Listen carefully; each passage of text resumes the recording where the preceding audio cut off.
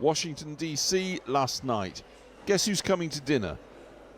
Once at the table, man wanted for war crimes proposes war ally for Nobel Peace Prize. It's nominating you for the Peace Prize, which is well deserved, and you should get it. Thank you very much. This I didn't know.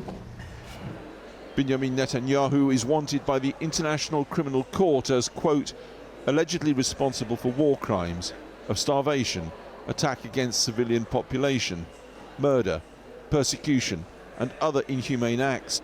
He denies the indictment. But back home in Israel this morning, MPs gathered at Parliament in Jerusalem, already absorbing a new plan for Gaza, widely condemned as a war crime. Outlined in a briefing to Israeli media by the Defense Minister Israel Katz, the government insists it'll protect people. The plan is reverberating globally, revealing as it does Israel's long-term thinking for the Gaza Strip. Specifically, what is planned for the far south of the Strip. Centering on Al-Mawasi, the plan is to move 600,000 people from this area to Rafah to be confined in a camp from where they will not be allowed to leave. The idea is widely endorsed by the ruling Likud party, including the chair of Parliament's Foreign Affairs and Security Committee. Because it's not about camps, it's about protecting civilians. I don't want any casualties. I'm at war against terrorists. I'm not at war against civilians. Why are you going to lock up 600,000 Israel is not locking up. Israel is securing. It is. No, it's not. This is what you think, and I'm answering. You can say 10 times, I will answer you 10 times. Israel does not want to hurt civilians. Israel wants to secure civilians. I don't want civilians to be hurt. I'm fighting terrorists. I'm not fighting civilians. The far right, gleeful at the prospect, say these people will be getting heaven. They'll get heaven. They'll get everything that they need. They'll get all the supplies, all the treatment that they need. Everything will be given to them there. And to be clear, they can come and go. Just a second, not at the beginning. So they can't leave? That's, as I've said, at the beginning, no. As long as Hamas is there, and we want to differentiate Hamas from the population. Some centrist politicians were only just becoming aware of what was planned. They couldn't believe what they were hearing. I hope this is not true. Hope it's not true? I hope this is not true. Why? Well, I think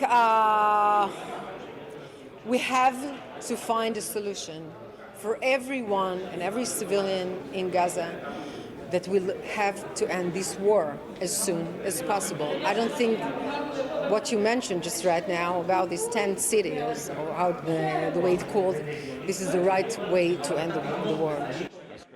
Well, so much for political opinion. Here's a legal one. A plan to commit a war crime, even maybe a crime against humanity.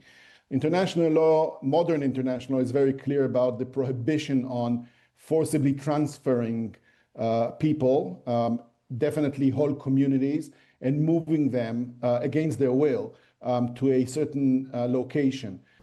The EU, the UK, I would say the United States, but I'm afraid they won't put pressure on Israel. But the international community as a whole has a stake in this. This is a violation of the most basic tenets of international laws of war as we know it after the Second World War. It has to be stopped.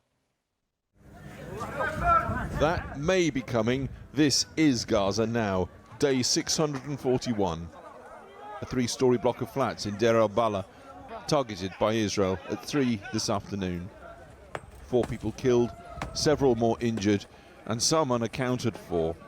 So there being no working diggers, it is a bare-hand scrabble for possible survivors. A bloody plastic bag of what appeared to be human body parts arrives at the Al-Aqsa hospital, along with the injured. And tears over the border in Israel too today. The funerals after 5 soldiers were killed along with 14 more injured in northern Gaza yesterday. Israel has lost 449 soldiers in her war there now.